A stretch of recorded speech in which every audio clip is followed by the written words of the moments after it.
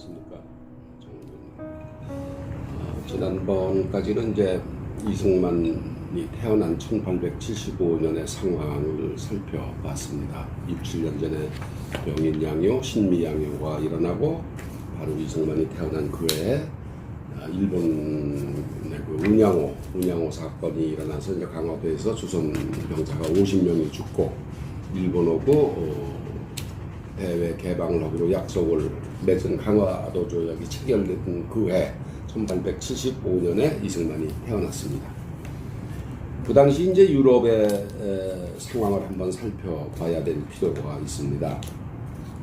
유럽에서는 이승만이 태어나기 27년 전인 1848년에 1800년대 중반에 칼 마크스와 프리드리 엥겔스가 세계 공산주의자 동맹의 강령으로 공산당 선언을 발표했습니다. 공산당 선언이라는 건 유물론의 역사관, 칼 마크스가 얘기한 유물론 역사관에 근거해서 봉건사회로부터 19세기 사회주의에 이르는 역사, 옛날 중세기 봉건사회에서부터 19세기 자본주의에 이르는 역사를 쭉 살펴본 다음에 자본주의는 결국 몰락할 수밖에 없다. 그리고 자본주의 사회가 노동자 사회로 대체될 수밖에 없다는 선언입니다.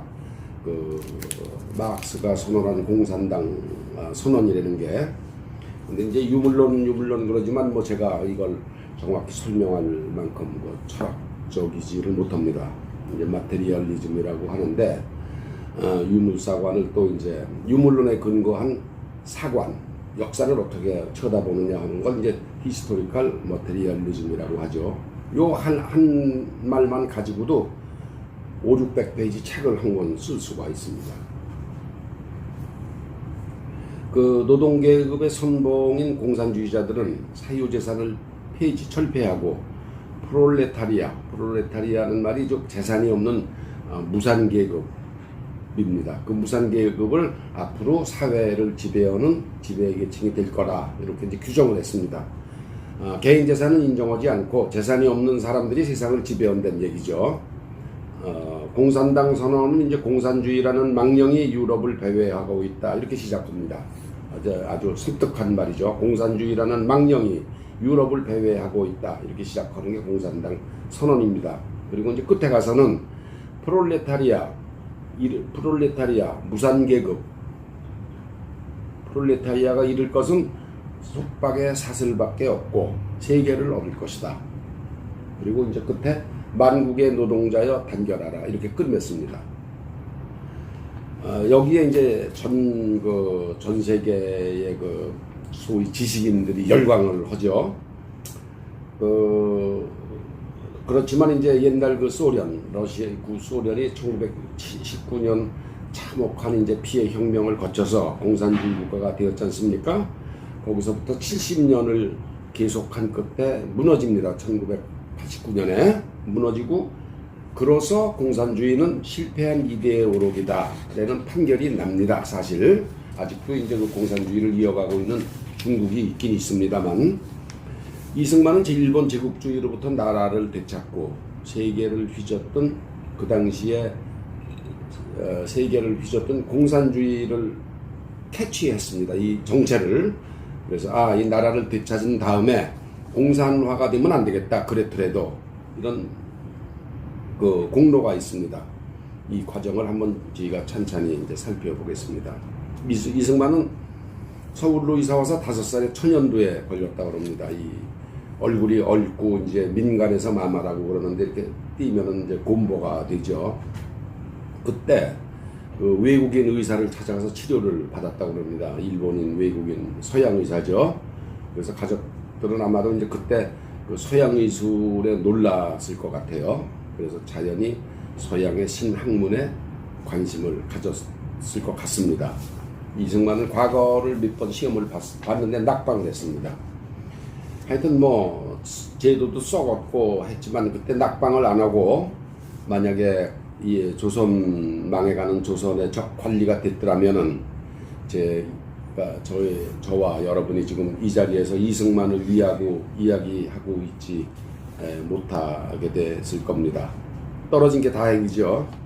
그 역사는 이제 어쩔 수 없는 그 오묘한, 인간으로서 어쩔 수 없는 오묘한 길을 가르쳐 준다는 느낌입니다. 이 과거에 떨어지길 잘한 거죠. 그러니까 이제 소당 공부를 마다하고 20세 늦은 나이에 이제 미국 선교사 아펜셀라가 세운 그 배제학당에 입학해서 그때 처음 서양 문명을 접합니다. 서양 문명을 접하면서 정치란 말, 또 정치적 자유, 또 기독교의 평등 사상, 이런 용어서부터 그 개념을 배우기 시작합니다. 입학한 다음에가 이제 1896년 21살에 상투도 자릅니다. 그 전에 1895년에는 이제 명성황후, 고종의 부인이죠. 명성황후가 일본인에 의해서 이제 살해되는 그런 사건도 생겼지 않습니까? 그 이제 을미사변이라고 하는데, 그 사건이 나면서 바로 김홍집 내각이 단발령을 내렸는데, 각지에서 이제 그 유학을 하는 유생들이 반발이 심해서 김홍집 내각이 붕괴하고 김홍집은 피살됐습니다. 죽었습니다. 총리 대신으로. 이제 유학자들은 뭐 신체 발부는 수지부모다. 그래서 머리카락 하나도 부모한테 받은 건데 그걸 머리를 깎으라 그러느냐, 그런 반발을 한 거죠. 그래도 고종은 그때 머리를 깎았습니다. 그리고 이제 자기 부인이 명성황후가 죽고 그 다음에 고종은 이제 겁이 나니까 일본 러시아 공관으로 피난을 가서 1년을 지냈습니다. 그걸 아관 파천이라고 지가 배웠습니다. 이제 일본의 그 자객들이 마누라를 죽였는데 나까지 죽이지 않겠느냐 이렇게 생각해서 이제 러시아 대사관으로 피난을 간 거죠. 그때 이제 그 이승만 박사의 그 배제학당 선생으로는 서재필 박사가 있었습니다. 미국인 의사로 서양사, 세계 지리, 정치학도 강의했습니다. 그 당시 배제학당을 지가 지금 배제고등학교를 생각해서 얼핏 고등학교 수준이라고 이제 생각하기 쉬운데, 뭐 그래서 아마 그렇지는 않고 초급 대학 정도의 그 수준이라고 이제 이해를 하면 될 것 같습니다. 서재필은 사실 그로부터 10년 전에 김옥균과 같이 갑신정변, 명치유신 같은 개혁을 꿈꾸고 쿠데타를 했는데 실패했어요. 그래서 미국으로 망명을 했습니다. 김옥균은 일본으로 망명했다가 나중에 이제 10년 후에 중국에서 홍종과 누구한테 피살당하죠. 미국에 가서 서재필은 의학을 배우고 의사가 돼서 다시 배제학동으로 와서 학생들을 가르치고 있었습니다. 그때 입학을 이승만이 했죠. 근데 그 배제학당 이름은 이제 고종이 지인 이름입니다. 그리고 이제 간판도 고종이 친필로 썼다고 합니다.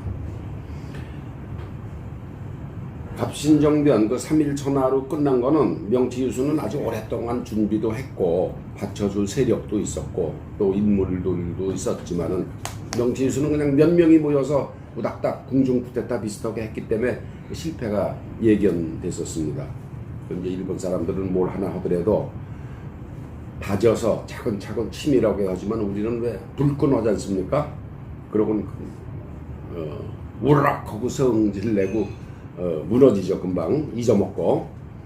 이승만은 배제학당에서 2년을 수학했습니다. 입학 6개월 만에 아펜셀라의 영어 보조교사도 하고 달러로 봉급도 받았습니다. 두뇌가 좋았던 것만은 아주 틀림없습니다. 일국의 대통령으로서 또 지도자로서 그 머리 나쁜 사람이 앉아 있으면은 온 국민이 고생하죠. 여러분 지금 고생하고 계십니다. 입학 2년 만에 이제 배대학정을 졸업하고 1998년에 매일신문과 제국신문을 창간했습니다. 거기서 주필을 하며 러시아의 야욕과 조선 정부의 무능을 비판했습니다. 또 만여 명이 모인 만민공동회에 나가서 국민 계몽도 하고 독립협회도 주관했습니다. 그래서 만 명이 모였다고 해서 그걸 지가 만민공동회라고 합니다. 그때부터 이미 이승만은 대중과 접촉을 하면서 이제 나라의 그 독립을 이미 생각을 하고 있었습니다. 독립협회를 운영하면서 군주제도 폐지하자, 또 공화정을 하자, 주장을 해서 이제 감옥에 수감됩니다. 재판 없이. 그래서 6년을 감옥살이를 하고 1904년 을사보호자약이 체결된 1905년 1년 전에 6년 감옥 생활을 하고 석방되었습니다. 감옥에서 독립정신이란 책을 썼습니다. 그때부터 청년 이승만, 청년으로서의 그 이승만 머릿속에는 독립, 오로지 이제 독립만을 생각을 했었습니다. 그 조선이 이제 미국 상선 제네럴 셔만호를 대동강에서 가라앉히고 그 다음에 1866년에 프랑스와 이제 또 병인양요도지 5년 후에는 미국과 이제 신미양요도 겪고 그랬는데 10년 후 1875년에 이제 일본 어부 강화도에서 운양호 사건을 겪고 혼이 나면서 이제 강화도 조약, 통상 조약을 맺으면서 외국과 이제 수교를 했는데 그 첫 수교가 미국하고 한 통상 조약입니다. 조선이 제일 맺은 외국과의 통상 조약이 미국입니다. 1882년. 뭐 글자만 놓고 보면 그냥 통상 조약이기 때문에 비즈니스도 이상도 이하도 아닌 글자 그대로 통상 조약입니다. 지금 지가 미국하고 갖고 있는 한미 동맹과는 본질이 천양지차입니다. 그렇지만 이제 고종은 여기에 목을 냅니다. 제국주의 이제 일본이 청나라와의 전쟁에서 이기고 또 러시아와 전쟁에 눈앞에 두고 이제 상승하고 있는 승승장구하고 있으니까 고종은 이제 미국의 힘을 빌려서 고종 그 일본에 대항할 생각을 했습니다. 그래서 이승만에게 미국의 특사로 가라 이제 제의를 합니다. 한 조미 통상 조약이 있으니까 미국이 조선을 도와줄 수 있을 거다. 그래서 이승만에게 특사를 가는데 이승만이 거절합니다. 그러니까 고종이 이제 민영환, 한규설 이 두 사람을 시켜서 이승만을 설득하고 이승만이 훈령을 지참해서 1904년 11월에 인천을 떠납니다. 이때부터 이승만이 일생을 독립운동에 투신하는 계기가 됩니다. 이때가 29살입니다. 그 다음에 이제 이승만이 떠나고 1년 후에 을사보호조약이 체결되면서 민영환은 자결했죠. 한규설은 파면돼서 낙향해서 이제 초야에 묻혔습니다. 이승만은 워싱턴으로 이제 배를 타고 가는 길에 200명 한인이 모여 있는 하와이에서 독립을 역설하고 그 다음에 이제 1월에 워싱턴 포스트 인터뷰를 하면서 일본의 야욕을 규탄했습니다. 그때 이미 일본과의 그 싸움을 시작한 겁니다.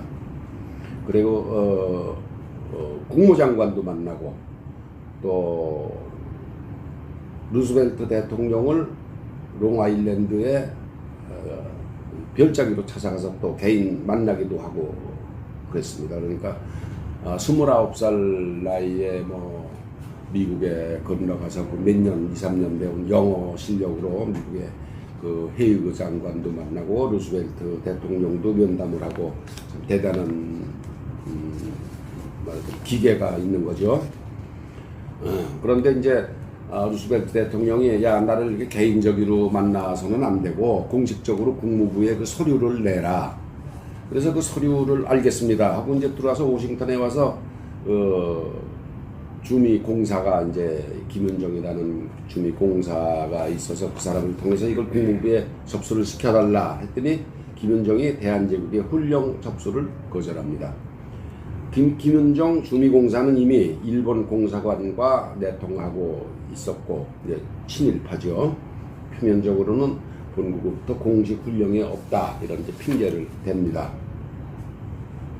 이쯤에서 우리는 미국 땅을 처음 밟은 30살 조선의 젊은 청년이 비록 영어에 재능이 있었다고는 하나 온갖 어려움을 뚫고 미국의 국무장관과 대통령을 사적으로 만나고 한국의 독립을 역설할 기회를 만들었다는 사실, 그 노력을 주목해야 하겠습니다. 비록 바라던 목표를 이루지는 못했지만 독립에 대한 열망과 열정을 누가 감히 깎아내릴 수 있습니까?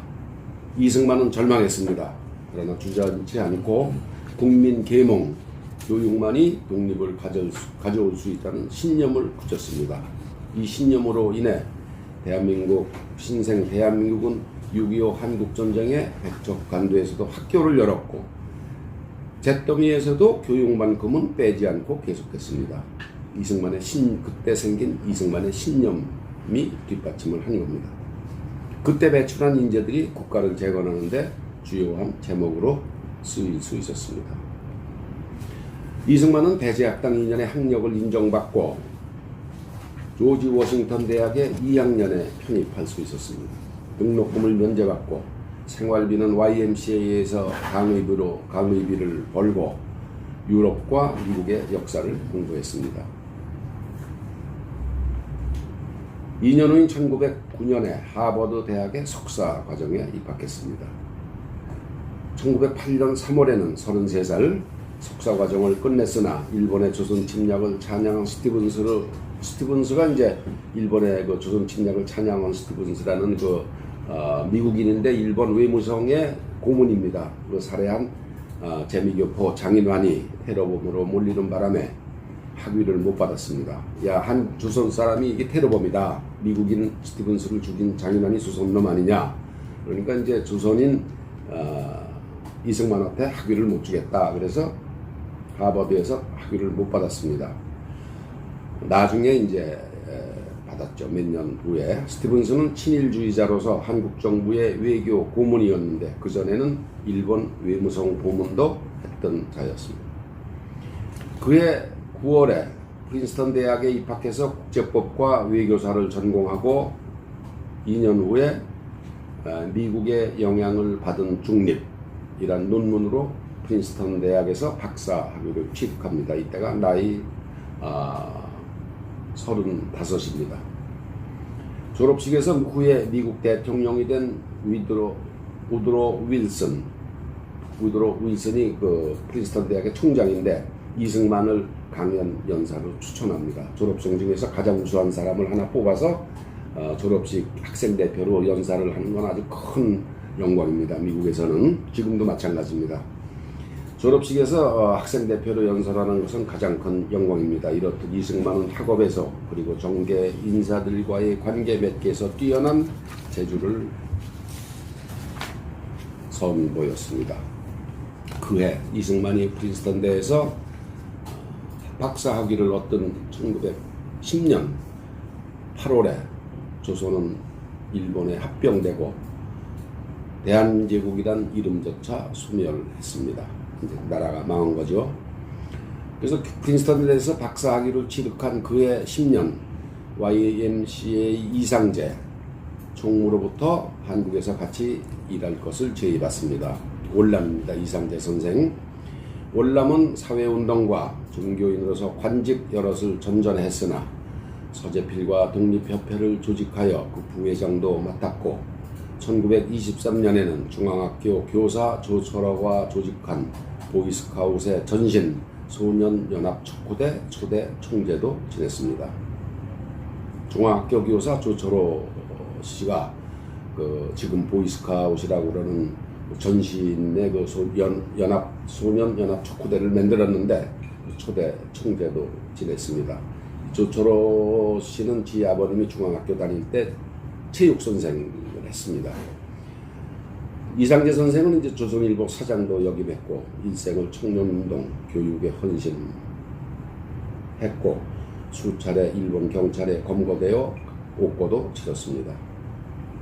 이승만은 월남 이상제 선생의 제의를 수락하고 대서양을 건너 영국의 리버풀, 런던, 파리, 베를린, 모스크바, 만주를 거쳐 1910년 10월에 서울에 도착합니다. 그때 미국서 이렇게 배를 타고 하와이를 거쳐서 일본을 거쳐서 오는 수도 있지만 저쪽 카나다 쪽에서 바로 대서양을 건너서 영국을 거쳐서 독일을 거쳐서 모스크바, 만주를 거쳐서 서울에 도착합니다. 1911년 1년은 전국을 순회하며 미국의 자유주의와 기독교 문명에 대한 강연을 하고 1912년 3월 선교사들의 권유로 미국으로 망명을 합니다. 1년 동안 강연을 하고 하는데 그때 기독교인들이 독립운동을 한다고, 민족주의 운동을 한다고 그래서 대량 체포하는 105명이 체포를 당했습니다. 그때 이승만도 얼거늦게 생긴 늘판인데 미국인 선교사들이 빼돌려서 야, 너 이거 여기 있다가는 감옥에 가니까 미국으로 가라. 그래서 1911년 12년 3월에 미국으로 기나긴 망명이 이때 시작됩니다. 선교사들이 이제 도와준 거죠. 다음에 이제 한 번 더 이승만 여행을 하고 마치겠습니다. 감사합니다.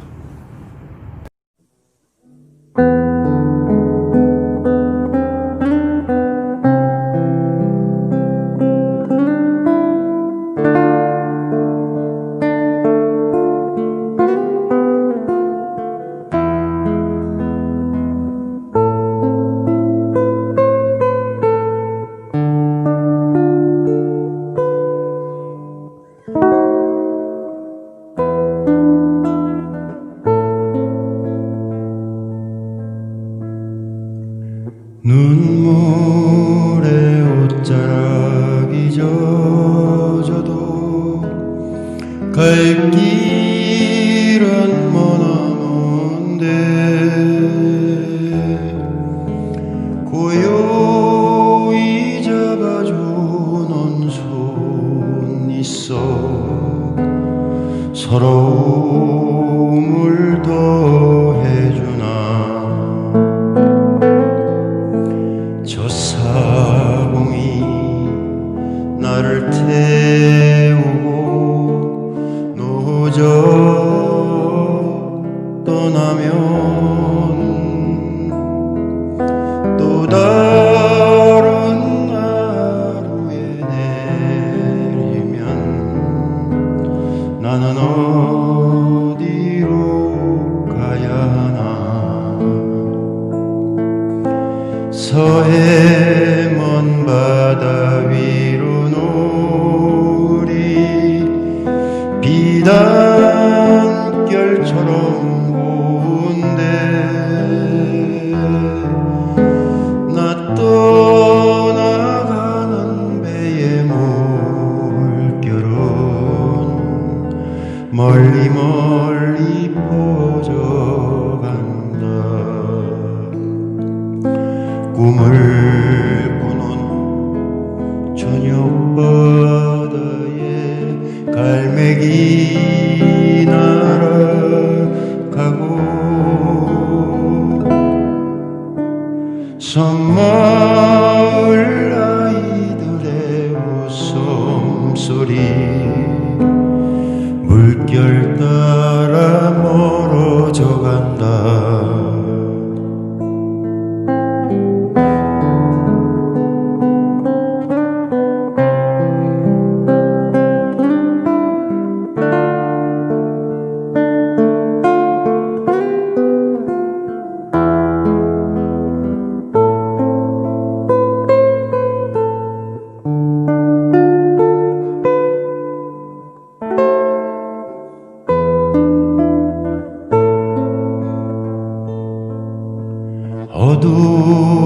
어두워지는 저녁 바다에 성근을 길게 누워도